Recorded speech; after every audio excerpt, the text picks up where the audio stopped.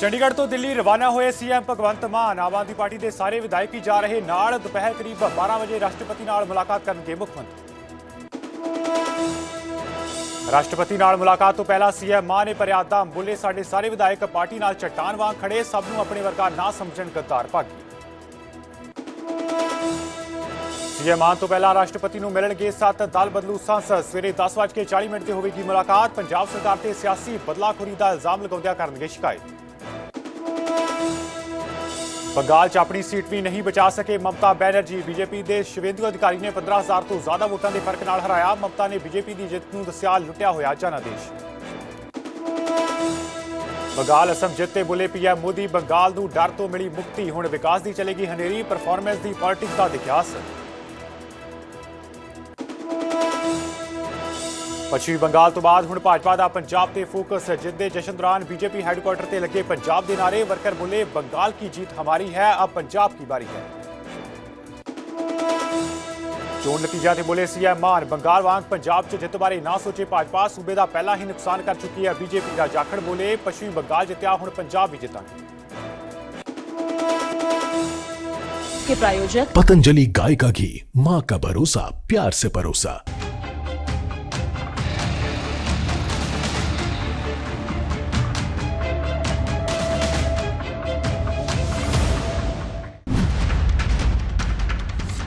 विधान सभा दे विच पास मान सरकार ਜਿਹੜੇ ਮਾਨਯੋਗ ਮੈਂਬਰ ਸਾਹਿਬ ਦੇ ਹੱਕ ਵਿੱਚ ਉਹਨੂੰ ਹਾਂ ਕਹਿਣ। ਹੁਣ ਚੱਲੀ ਰਾਸ਼ਟਰਪਤੀ ਦੇ ਦਰਬਾਰ।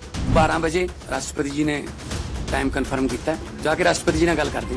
बाकिया दी भी आप नु ललकार। वो पार्टी आज करप्ट और कॉम्प्रोमाइज लोगों के हाथ में बुरी तरीके से फंस चुकी है। परण के हाजिरी बारोबार। संभाल के लेके जाएं, कहीं ऐसा ना हो कि वो शाम को बीजेपी वाले वहां जाके जश्न के अंदर शामिल ना हो जाए उनके सारे एमएलए। महामहिम के पावर ब्रेक।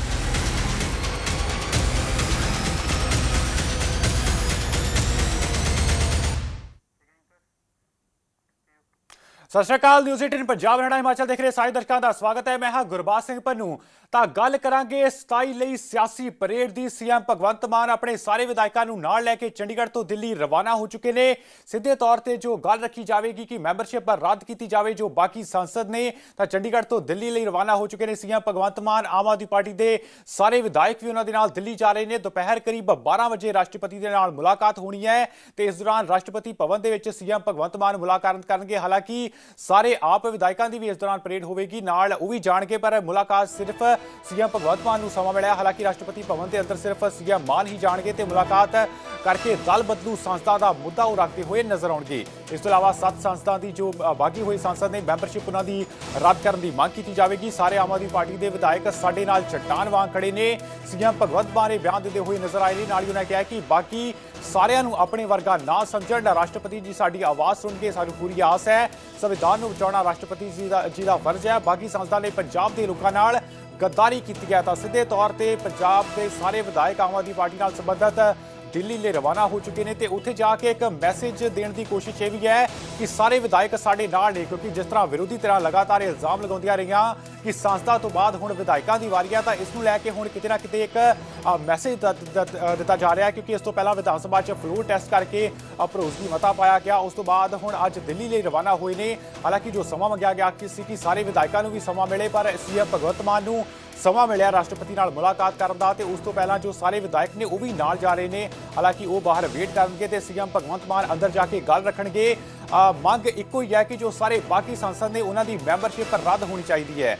ਕਿ ਜੋ ਆਮ ਆਦਮੀ ਪਾਰਟੀ ਦੇ ਜੋ ਰਾਜ ਸਭਾ ਮੈਂਬਰ ਸਨ ਉਹ ਜੋ ਭਾਜਪਾ 'ਚ ਰਿਲੇਵਾ ਕਰ ਗਏ ਨੇ, ਉਹਨਾਂ ਦੇ ਖਿਲਾਫ ਇੱਕ ਕਿਤੇ ਨਾ ਕਿਤੇ ਸੰਦੇਸ਼ ਹੈ ਤੇ ਸਿੱਧੇ ਤੌਰ ਤੇ ਮੰਗ ਕੀਤੀ ਜਾਵੇ ਕਿ ਮੈਂਬਰਸ਼ਿਪ ਰੱਦ ਕੀਤੀ ਜਾਵੇ। ਤੇ ਇਸ ਦੌਰਾਨ ਜੋ ਸਾਰੇ ਪੰਜਾਬ ਦੇ ਕੈਬਨਿਟ ਮੰਤਰੀ ਨੇ, ਪੰਜਾਬ ਦੇ ਸਾਰੇ ਐਮਐਲਏ ਨੇ ਆਪ ਦੇ ਨਾਲ ਸੰਬੰਧਿਤ ਦਿੱਲੀ ਲਈ ਇਸ ਸਮੇਂ ਰਵਾਨਾ ਹੋ ਚੁੱਕੇ।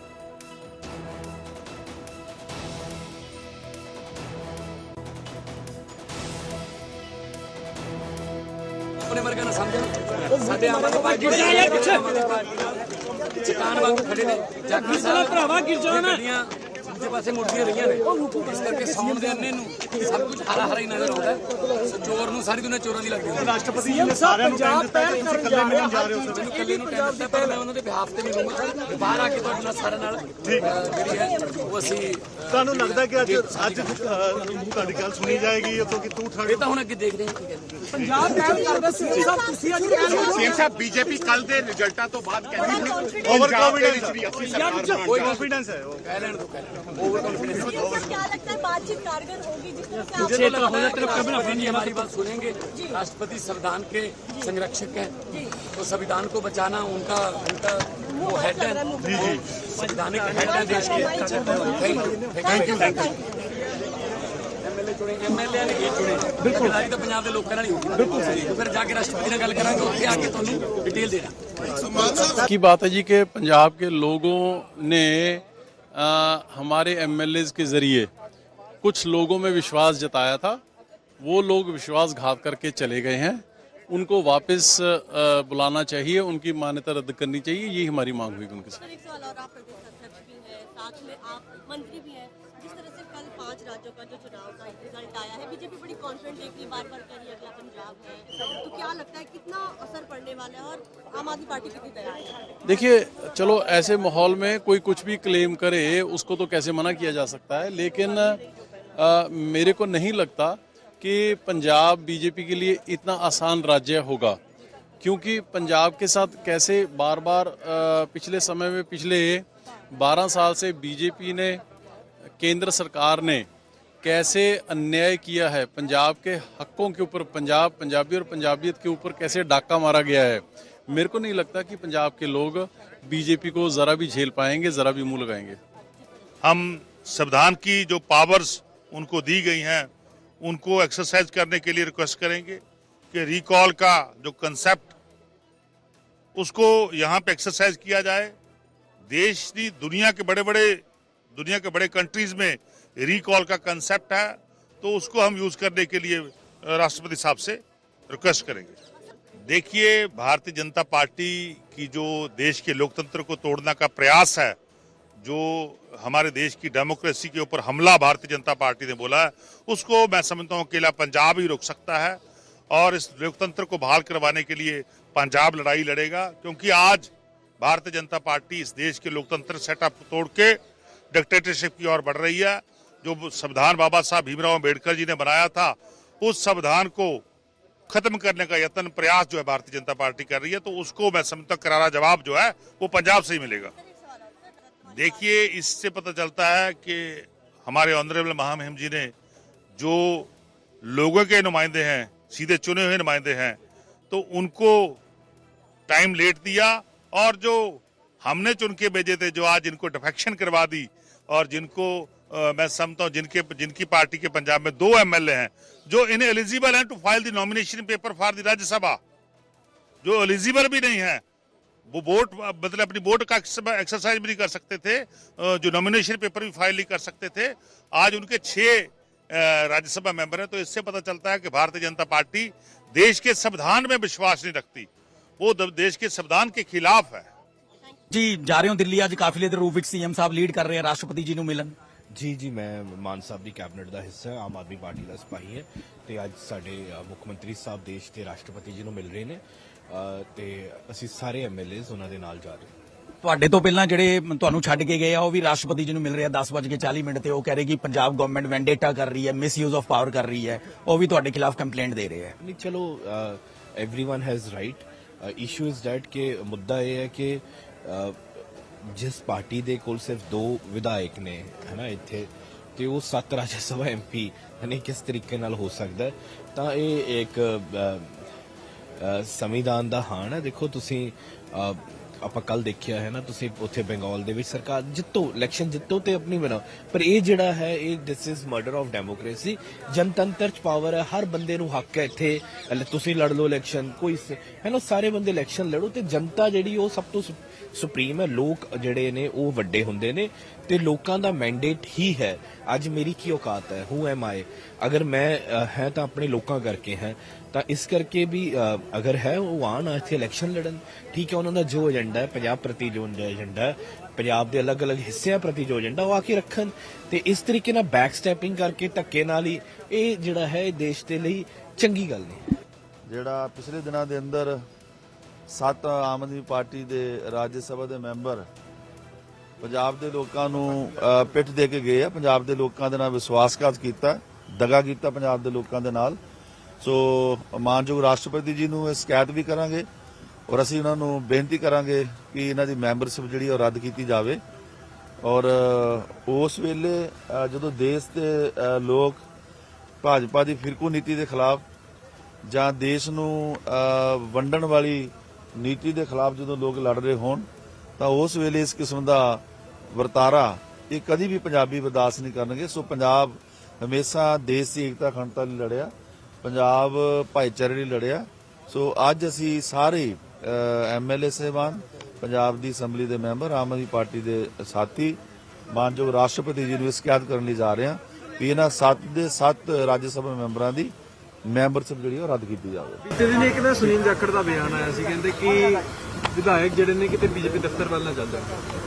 ਦੇਖੋ ਨੌਨ ਸੀਰੀਅਸ ਗੱਲਾਂ ਨੇ ਇਸ ਕਿਸਮ ਦੇ ਬਿਆਨ, ਮਤਲਬ ਮੈਂ ਸਮਝਦਾ ਵੀ ਵਾਹ ਖੱਟਣ ਲਈ ਕੀਤੇ ਜਾਂਦੇ ਆ ਜਿਨ੍ਹਾਂ ਦਾ ਧਰਾਤਲ ਦੇ ਉੱਤੇ ਕੋਈ ਇਹਨਾਂ ਬਿਆਨਾਂ ਦਾ ਮਤਲਬ ਨਹੀਂ ਹੈਗਾ। ਤੁਸੀਂ ਦੇਖ ਰਹੇ ਹੋ ਅੱਜ ਸਾਰੇ ਐਮਐਲਏ ਸਾਹਿਬਾਨ ਬੜੇ ਚਾਅ ਦੇ ਨਾਲ ਔਰ ਬੜੇ ਗੁੱਸੇ ਦੇ ਨਾਲ भी अपना दुख लेके जा रहे हैं देश से राष्ट्रपति जी को मिलने। हमारे माननीय मुख्यमंत्री भगवंत मान जी के नेतृत्व में हम वहाँ मिलेंगे। जो पिछले दिनी घटना चक्कर हुआ है, हमारे जो ऑपरेशन लोटस के तहत हमारे 7 एमपी राज्यसभा के मेंबर जो लिए हैं, आज हम राष्ट्रपति से मिलेंगे और इसका विरोध दर्ज कराएंगे और हम चाहेंगे कि राइट टू रिकॉल जो है वो एमएलएस को मिलना चाहिए, क्योंकि किसी एक हमने उनको चुनकर भेजा है, हमारी स्टेट से गए हैं, तो ऐसे नहीं होना चाहिए कि वो सभी के सभी एक ऐसा कानून बनना चाहिए, ऐसा हमें राइट मिलना चाहिए कि हमने भेजे हैं और हमें अधिकार होना चाहिए कि हम उनको रिकॉल कर सकें। नहीं, पार्टी जाते हैं, कोई जाते हैं, लेकिन एक पार्टी को तोड़ने की कोशिश करना, पूरी पार्टी को तोड़ने की कोशिश करना, ये तो बहुत ही ज़्यादा बुरी बात है। जो डेमोक्रेसी क्या है, जो लोगों ने चाहा है, जो लोग चाहते हैं वो हो। तो लोगों ने क्या चाहा, यहाँ पर एमएलए ने क्या चाहा, उनको भेजा कि हमारे पंजाब की बात करो, वहाँ पर जाकर हमारी पार्टी की बात करो, हमारे पंजाब के लोगों की बात करो, वो नहीं रख पाए। लेकिन वो सभी के सभी एक वो डिफेक्शन करके ऐसे में हम आज राष्ट्रपति सबसे बड़ा ओहदा है इस देश में, हम उनसे ये करेंगे, मांग करेंगे कि हमें राइट टू रिकॉल दिया। सबसे पहले तो उन लोगों को शर्म आनी चाहिए कि जिन्होंने चुना उनकी पीठ में छुरा मार के गए। पंजाब ने चुना था कि पंजाब का कुछ भला करेंगे, पंजाब के साथ खड़ेंगे, लेकिन वो किसी टाइम भी पंजाब के साथ नहीं खड़े। उनके दिल में पहले से पाप था। तो जो छोड़ के गए हैं पंजाब को, उनके लिए हम आज राष्ट्रपति जी को, मुख्यमंत्री सरदार भगवंत सिंह मान जी के साथ जा रहे हैं। जो मुख्यमंत्री साहब का संदेश है, यही मैसेज है कि उनको उतारना है। जो कानून के आधार पे हम जैसे उनको वोट डालकर बना सकते हैं, तो कानून ये भी कहता है कि उसको उतारना है। तो उस उतारने के लिए आज हम राष्ट्रपति से मांग करने जा रहे हैं कि दोबारा पोल हो तो इनको उतारा जाए। सर, ये भी कहा जा रहा है कि 2/3 मेजॉरिटी है तो उनकी सदस्यता नहीं रद्द हो सकती। राघव चड्ढा जी भी मिलने जा रहे हैं। राघव चड्ढा जी मिलने क्या करने जा रहे हैं, वो तो ड्रामा करने जा रहे हैं। वो तो उनका अब गुलाम बन के रह गए हैं। वो मिलने नहीं जा रहे, वो अपनी प्रधानमंत्री जी के अपने आका का हुक्म मनाने जा रहे हैं। लेकिन वो अब क्योंकि बीजेपी के में जाकर बीजेपी की आदतें, बीजेपी का जब पानी पी लिया तो वही आदतें उनकी हो गई हैं। वो पंजाब का कभी भी नहीं हो सकता। तो आज पंजाब के सभी एमएलए साहबान, मुख्यमंत्री सरदार भगवंत सिंह मान जी के साथ पूरे मिनिस्टर साहब जा रहे हैं। तो आज का हमें आस है कि राष्ट्रपति जी पंजाब के लिए जरूर ये करेंगे कि राइट टू पोल हो, दोबारा इलेक्शन हो, इनको उतारा जाए। करेंगे हम। हमारा ये मुद्दा है कि अगर हमने आपको, पंजाब ने आपको चुन के भेजा है, तो आपको चाहिए कि पंजाब के मुद्दे जो हैं, जो पंजाब की समस्याएं हैं, उनको आप आगे रखें। अब ये नहीं पूछे कि वहाँ समोसा कितने का मिल रहा है और ये क्या है। सो बिल्कुल फ्रिवलेस जो छोटी छोटी बातें करना। हमें इतनी समस्याएं आई हुई हैं, जैसे बॉर्डर पे ड्रग्स की समस्या, आर्म स्मगलिंग कितनी ज़्यादा हो रही है, हमारे पानी की समस्या। बेअंत समस्याएं यहाँ हमारे, और आप क्या क्या छोटे छोटे सवाल पूछ रहे हो जाके वहाँ। उसके बाद आप ये करते हो कि आप अपने फ़ायदे के लिए, मुफाद के लिए अपने आप एक पार्टी छोड़ के दूसरी तरफ चले जाते हो, और लेने वालों का भी काम बुरा है और जो गए हैं उनको तो बहुत ही बुरे हैं। सो हम चाहेंगे कि उनका जो है उनको उनकी सदस्यता रद्द की जाए। क्या मैसेज जो है आज आप यहाँ से दे रहे हैं कि पार्टी छोड़ के गए उनको सदस्यता रद्द हो? जी, लोगों को यही मैसेज मेरा कि जब आप वोट डालते हैं तो ध्यान से डाला कीजिए, थोड़ा बहुत तो बंदे को देख लिया कीजिए। बंदे पहचाने जाते हैं, ऐसे आदमी पहचाने जाते हैं। ध्यान से करो, वोट करो, तो बह मत जाया करो भावनाओं में, और सोच समझ के दिमाग को इस्तेमाल करके अपनी मत का दान करना, तो सोच समझ के वोट डालिए। ਸਭ ਤੋਂ ਪਹਿਲਾਂ ਤਾਂ ਅਸੀਂ ਸਾਰੇ ਜਾਣਦੇ ਹਾਂ ਕਿ ਕੁਝ ਦਿਨ ਪਹਿਲਾਂ ਸਾਡੇ ਜਿਹੜੇ 7 ਮੈਂਬਰਸ ਰਾਜ ਸਭਾ ਦੇ ਹੈਗੇ ਆ, ਇਹਨਾਂ ਨੇ ਬੀਜੇਪੀ ਜੁਆਇਨ ਕੀਤੀ ਔਰ ਪੰਜਾਬ ਦੇ 3 ਕਰੋੜ ਲੋਕਾਂ ਦੀ ਪਿੱਠ ਵਿੱਚ ਇਹਨਾਂ ਨੇ ਛੁਰਾ ਮਾਰਿਆ। ਔਰ ਜਦ ਕਿ ਇਹਨਾਂ ਨੂੰ ਇੱਕ ਵੱਡਾ ਮੈਂਡੇਟ ਪੰਜਾਬ ਨੂੰ ਲੋਕਾਂ ਨੇ ਦਿੱਤਾ ਸੀਗਾ ਔਰ ਇਹਨਾਂ ਨੂੰ ਚੁਣਿਆ ਗਿਆ ਸੀ ਕਿ ਉੱਥੇ ਜਾ ਕੇ ਪੰਜਾਬ ਦੇ ਮੁੱਦਿਆਂ ਦੀ ਗੱਲ ਕਰਨਗੇ, ਪਰ ਜਿੱਥੇ ਸੈਲਫ ਇੰਟਰਸਟ ਦੀ ਗੱਲ ਆ ਗਈ, ਇਹਨਾਂ ਨੇ ਵੀ ਆਪਣੇ ਸੈਲਫ ਇੰਟਰਸਟ ਦੇਖਦੇ ਹੋਏ ਬੀਜੇਪੀ ਜੁਆਇਨ ਕਰ ਲਈ ਹੈ। ਸੋ ਅੱਜ ਅਸੀਂ ਇੱਕ ਡੈਲੀਗੇਸ਼ਨ ਆਮ ਆਦਮੀ ਪਾਰਟੀ ਦੇ ਐਮਐਲਏਜ਼ ਦਾ ਲੈਡ ਬਾਏ ਸਾਡੇ honourable chief minister Sardar Bhagwant Singh ਮਾਨ, ਅਸੀਂ ਸਾਡੇ ਦੇਸ਼ ਦੇ ਪ੍ਰੈਜ਼ੀਡੈਂਟ ਜਿਹੜੇ ਹੈਗੇ ਆ ਮੈਡਮ ਦ੍ਰੌਪਦੀ ਮੁਰਮੂ, ਉਹਨਾਂ ਨੂੰ ਅਸੀਂ ਮਿਲਣ ਜਾ ਰਹੇ ਹਾਂ। ਔਰ ਸਾਡੀ ਮੁੱਖ ਮੰਗ ਇਹ ਹੈਗੀ ਹੈ ਕਿ ਇਹਨਾਂ ਦੀ ਜਿਹੜੀ ਮੈਂਬਰਸ਼ਿਪ ਹੈ ਇਹ ਰੱਦ ਹੋਣੀ ਚਾਹੀਦੀ ਹੈ। ਤੁਹਾਡੇ ਮਿਲਣ ਤੋਂ ਪਹਿਲਾਂ 10:40 ਤੇ ਰਾਘਵ ਚੱਡਾ ਤੇ ਬਾਕੀ ਐਮਪੀਜ਼ ਨੂੰ ਵੀ ਰਾਸ਼ਟਰਪਤੀ ਜੀ ਨੇ ਟਾਈਮ ਦਿੱਤਾ ਹੈ। ਉਹਨਾਂ ਦਾ ਆਰੋਪ ਹੈ ਕਿ ਪੰਜਾਬ ਜਿਹੜੀ ਗਵਰਨਮੈਂਟ ਹੈ ਵੈਂਡੇਟਾ ਕਰ ਰਹੀ ਹੈ, ਮਿਸਯੂਜ਼ ਕਰ ਰਹੀ ਹੈ ਪਾਵਰ ਦਾ। ਦੇਖੋ, ਹੁਣ ਕਹਿਣ ਦਾ ਤਾਂ ਕੋਈ ਪੁਆਇੰਟ ਨਹੀਂ ਹੈ। ਹੁਣ ਤਾਂ ਆਪੋਜੀਸ਼ਨ ਵਾਂਗੂ ਜੋ ਮਰਜ਼ੀ ਕਹੀ ਜਾਣ, ਜਿੱਦਾਂ ਇੱਥੇ ਆਪੋਜੀਸ਼ਨ ਕੋਲ ਕੋਈ ਪੁਆਇੰਟਸ ਨਹੀਂ ਹੈਗੇ ਆ, ਇਦਾਂ ਹੀ ਉਹ ਜੋ ਮਰਜ਼ੀ ਬੋਲੀ ਜਾਣ। ਬਟ ਲੋਕ ਇਹ ਜਾਣਦੇ ਨੇ ਕਿ ਇਹਨਾਂ ਨੇ ਲੋਕਾਂ ਦੇ ਨਾਲ, ਪੰਜਾਬ ਦੇ ਲੋਕਾਂ ਦੇ ਨਾਲ ਧੋਖਾ ਕੀਤਾ, ਕਿਉਂਕਿ ਦੇ ਵਰ ਇਲੈਕਟਡ ਔਨ 1 ਮੈਂਡੇਟ। ਇੱਕ ਮੈਂਡੇਟ ਆਈਡੀਓਲੋਜੀ ਸੀਗੀ, ਇੱਕ ਪੇਰੈਂਟ ਬੋਡੀ ਦੀ, ਪੇਰੈਂਟ ਪਾਰਟੀ ਦੀ, ਉਹ ਇਹਨਾਂ ਨੇ ਧੋਖਾ ਦੇ ਕੇ ਔਰ ਬੀਜੇਪੀ ਜੁਆਇਨ ਕੀਤੀ है। सो ਕਹਿਣ ਨੂੰ ਤੇ ਵਿਰੋਧੀ ਨੇ ਜੋ ਮਰਜ਼ੀ कही जान। नहीं, देखो, कोई शक्ति प्रदर्शन वाली बात नहीं है, कोई कनेक्शन वाली बात नहीं है। ऐसा मेरे ख्याल से 1% भी नहीं है कि कोई हमारे एमएलए इधर जा रहे हैं उधर जा रहे हैं। ये तो टोटल र्यूमर्स हैं, इसमें कोई सच्चाई नहीं है। लेकिन जो राज्यसभा के मेंबर गए हैं उनके खिलाफ जो प्रोटेस्ट करना है ना, वो डेमोक्रेसी में अपना हक है। सो राष्ट्रपति जी हैं जो हमारे मतलब देश के सर्वोच्च नागरिक हैं, मतलब जो सारे कॉन्स्टिट्यूशन का जो मतलब कस्टोडियन है। सो उनके सामने अपना पक्ष रखना, बात रखनी, वो माननीय मुख्यमंत्री साहब की अगुवाई में हम सभी एमएलए साहबान जा रहे हैं। सो अपना पक्ष रखेंगे कि ये सारा जो हुआ है गलत हुआ है, इसको रिकॉल करना चाहिए। राघव चड्ढा जी भी सुबह मिलने वाले हैं, सीएम से पहले राघव चड्ढा जी के मिलने का टाइम है, क्या असर पड़ेगा? नहीं, उसका कोई असर नहीं पड़ेगा। हमारा पहले टाइम लिया हुआ, उनका अपना जो है तरीका है, जो कोई काम करने का हमारा अपना तरीका है। सो उससे मेरे ख्याल से इसको हम इंटरमिंगल नहीं करना चाहिए, क्योंकि राष्ट्रपति जी के पास जिस तरह का टाइम होगा उस तरीके से उन्होंने टाइम दिया, उनको भी दिया, हमारे सीएम साहब को पहले दिया। ਰਾਸ਼ਟਰਪਤੀ ਜੀ ਤੋਂ ਮੰਗ ਤਾਂ ਸਾਡੇ ਮੁੱਖ ਮੰਤਰੀ ਸਾਹਿਬ ਰੱਖਣਗੇ, ਉਹਨਾਂ ਨੂੰ ਮਿਲਣ ਦਾ ਸਮਾਂ ਦਿੱਤਾ। ਅਸੀਂ ਤੇ ਅਰਵਿੰਦ ਕੇਜਰੀਵਾਲ ਜੀ ਦੀ ਸੋਚ ਤੇ ਸਰਦਾਰ ਭਗਵੰਤ ਸਿੰਘ ਮਾਨ ਮੁੱਖ ਮੰਤਰੀ ਸਾਹਿਬ ਦੇ ਨਾਲ ਖੜੇ ਆ। ਅਸੀਂ ਤਾਂ ਮੰਗਰ ਜਾਵਾਂਗੇ, ਜਿਹੜੀ ਗੱਲ ਉੱਥੇ ਉਹ ਰੱਖਣਗੇ। ਅੱਜ ਤੁਹਾਡੇ ਤੋਂ ਪਹਿਲਾਂ ਰਾਘਵ ਚੱਡਾ, ਹੁਣ ਬਾਕੀ ਐਮਪੀਜ਼ ਨੂੰ ਵੀ ਟਾਈਮ ਦਿੱਤਾ ਹੋਇਆ ਰਾਸ਼ਟਰਪਤੀ ਜੀ ਨੇ। ਉਹ ਕਹਿ ਰਹੇ ਕਿ ਪੰਜਾਬ ਵਿੱਚ ਗਵਰਨੈਂਸ ਦਾ ਮਿਸਯੂਜ਼ ਕਰ ਰਹੀ ਹੈ ਆਮ ਆਦਮੀ ਪਾਰਟੀ। ਬਿਲਕੁਲ ਗਲਤ ਦੋਸ਼ ਨੇ। ਬਾਕੀ ਮਿਲਣਾ ਰਾਸ਼ਟਰਪਤੀ ਜੀ ਨੇ ਦੇਖਣਾ ਹੈ, ਕਿਹਨੂੰ ਮਿਲਣਾ ਹੈ, ਕਦੋਂ ਮਿਲਣਾ ਹੈ, ਉਹ ਟਾਈਮ ਉਹਨਾਂ ਨੇ ਦਿੱਤਾ। ਇਸ ਕਰਕੇ ਉਹਤੇ ਤਾਂ ਮੈਂ ਕੋਈ ਕਮੈਂਟਸ ਨਹੀਂ ਕਰ ਸਕਦਾ। ਤੇ ਪਰ ਕੋਈ ਸਰਕਾਰੀ ਤੰਤਰ ਦਾ ਹੋਣੀ, ਹੁਣ ਪਤਾ ਨਹੀਂ ਜਦੋਂ ਸਾਡਾ ਟਾਈਮ ਹੋਇਆ ਉਦੋਂ ਬਾਅਦ ਦੇ ਵਿੱਚ ਟਾਈਮ ਤੈਅ ਹੋਇਆ ਇਹਨਾਂ ਦਾ। ਚਲੋ ਖੈਰ ਉਹਨਾਂ ਦੀ